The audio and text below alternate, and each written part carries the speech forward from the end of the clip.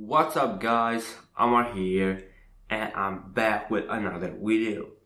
In this one we're gonna have our level handler script. So in this video we're gonna fix the numbers with our balls. But before we do that, I noticed that I have made a mistake. So open up your ball handler and here I have called make a new circle even though we have created one over here.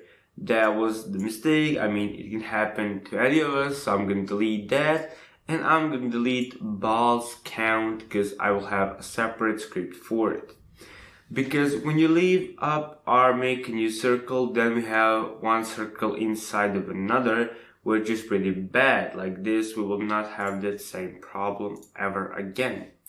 Now go back to scripts and open handler scripts where I'm at right now. So assets, scripts, handler scripts, and create a new C# script. So C# script that we're gonna call levels handler script, like this, level handler script. Wait for Unity to load that up and open it in your Visual Studio or Mono Develop, whatever you have. First of all, I'm gonna delete the update function as a whole. And I'm gonna delete the comment here and add some variables to it. First variable will be our public static int current level. Then we have our public static, so public static int our balls count. Then our public static int total circles. So let's say total circles like this. And we can move on. Now inside of our awake function, actually not start function, we are gonna check if we have player preference dot get integer. So get integer and we are getting it first time like this. Say first time 1, let's say lower f, first time 1, if that is equal to 0, which is by default 0, so let me add here comma 0, then we're gonna say player, so player preferences dot set integer, and we are setting our first time 1 to be 1, so it is true, no more, it will be 0, and we will say player preferences dot set integer, then we will have our C underscore level, which is actually 1. You don't have to put here C, but I put C here, maybe A first time, B second time, C 3 times, and so on, so we can change that later. So right here, what am I doing? First, I'm using player preferences. Here, as the description says, it stores and accesses player preferences between game sessions. So with this, we will check if we are playing for the first time. If we are, then we're gonna say we are not anymore playing for the first time, and we're gonna say that we're gonna start our level from level 1. That's what I want to say. And later on, we will add more to it, like we will have hearts 1, maybe sounds, gems, color select even, and so on. So again, as I said, we will add more to it. Then we're gonna call out our upgrade, so let me spell that correctly, upgrade our level. That will be our function here, so void upgrade our level like this, and inside of our upgrade level we're gonna say current level equals to player preferences dot get integer, and we're getting our C underscore level, so like this, which is by default 1 if we don't have it. Now before I continue, I want to talk about more these player preferences. As it says, it's stored in access. player preference between game sessions. So even though this will save it, so now I can like go home, play this game, it will say where I have left off. Then when I come back, it will be right where I left it off. That's what I want to say, but I repeat the same word twice, and that is not cool.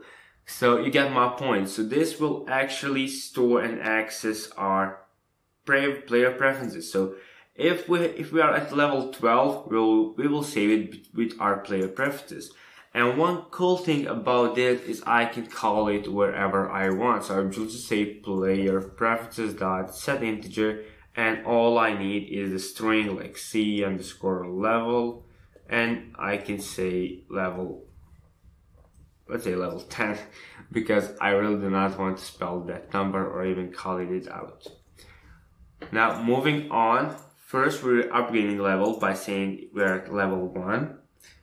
Then we will say if our current level equals to 1, then what are we gonna do? We're gonna say balls count equals to 3 and total circles equals to 2, meaning that we will have only 2 circles in our first level, and if we get past that, then we will have more circles. So let me like copy that, paste it 1 time, 3 times, 4 times, 5 times, let's say 6 times maybe. Now if our current level is 2, then we're gonna leave it as the same, except we're just gonna add 1 more circle here. So let me add a bit space to it so I can get it easily where I am. So if our current level is 3, what? So it's 1, it's 2, current level 3. We're gonna say 3 ball counts but 4 total circles. If our current level is at 4, we're gonna say 3 ball count and 5 total circles. If our current level is at 5, we're gonna just pump up our total circles to 5 again. I mean, it will be the same. Then if we have our current level, if our current level is 6, we are gonna leave it same as before, so 5. It's like 4, 5, and 6 will be the same. Same as 7. So let me go ahead, type in here 7, 5 total circles. And then to make things easier, if you do not want to have like every level like this, you can just say if our current level is greater or equal than 8 and our current level is less or equal to, let's say, 12, 20, we will say that our balls count equals to 4 and total circles equals to 5, like this. And we will leave this like for the rest of the game. And then if our current level is greater, equals or greater or equals, that's what I want to say, then 21, we are just gonna say what can we do? Well, first of all, I'm gonna add here, so from 8 to 12, I'm gonna add should I add it here or down there? Actually, here I'm gonna say 10. So like from 8 to, let's say, 12. From 12 to 20, we're gonna have same amount. So current level, it's less or equals to, just to add a bit more variety to it, so it's not always the same. We're gonna add 6 here, and we're gonna pump the speed up. So we're gonna say balls handler dot rotation speed equals to 112, and ball handler dot rotation time equals to 2, and then from from 21 and above, current level is greater or equal to 21 from above. We are gonna say the same as this, so let's say maybe even all balls count 12, so 140, and rotation time, let's say 1. So I mean, you can experiment with this and like choose whatever you like, but this is if you want to make your game to have like levels as it goes, so it has no limit, it will be endless. If you put like current level, if it's greater, and it will always be like this. But if you want one level particularly to change it around, you can do it like this, as we did till our level 7, and from level 8 to 12 to 20, we put up like some same numbers. So yeah, that will be it for it. Now all can we do is test it out to see if it's working. Now total circles will not work because we know where I have to put it, but our ball count should work, except I have forgot to call it in our ball handler. So just add here in our start, balls count equals to level, so levels handler script dot balls count, like just like this. Now copy that and add it inside of our make a new circle. Let's just add it here, why not? I mean, it doesn't even matter. And I have forgot to put our levels handler script inside of our ball handler. So if you want your script to be called out, make sure you put it in the inspector tab or at any game object.